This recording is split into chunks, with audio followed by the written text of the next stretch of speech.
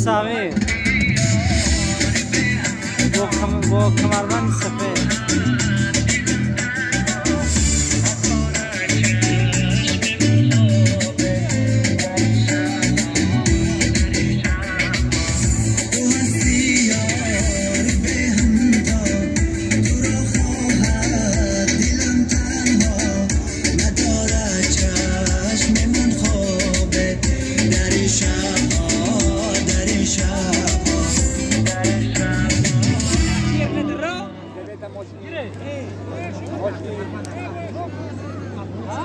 تشکر بسیار سلامت باشه. یک کف برای مهمانان عزیز، همداران عزیز، مهمانان گرامی، هواداران گشتگی کورش، گشتگی تاجیکی، من مهمان از منطقه سیم از جماعت پلدارک حریف خود را انتظارم. مرحمت از صاحب میدان باشند، مهمانان باشند، مرحمت از حاجی امیر از خواجگی زرفشان باشند، از نایز دفر آمد ما با فکرم پهلوانا دعوت کرده بودیم باشید.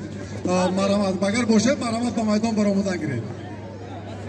خب گشتگی کورش حاضرین مردم منطقه سیم سال مثال روش گشتگی گیری اینا دیگر خیلی است.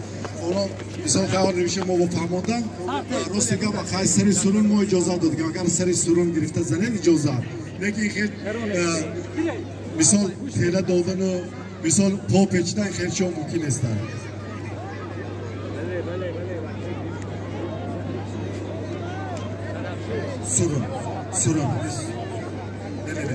سرون همین سرون 100% ما اجازه قبول.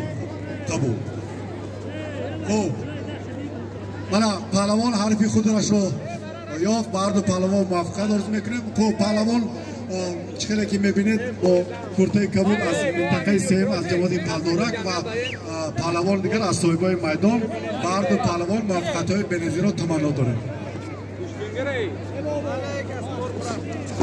بعد اختی پهلوان ها میرسانم که تمام مردم در این گوشه کنار ما جمع شدن همش مخلصی گشتگی کورش و گشتگی تاجیکی و از شما خواهش میکنیم که خب با گشتگی های زیبا میگرفتگیتان این مردم مثال تماشا میکنه یک حسن تراوتی زیبا بخشید و گوش و سخنهای داور گوش اندازید و همون سه تا پیچیده داور اجازه شده گشتگی سر کنه. مرحمت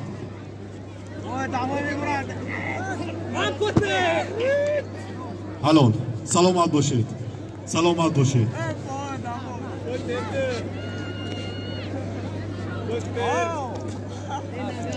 نوده یک گلیف شدید پهلوانا رحمت کلام سلامت باشید.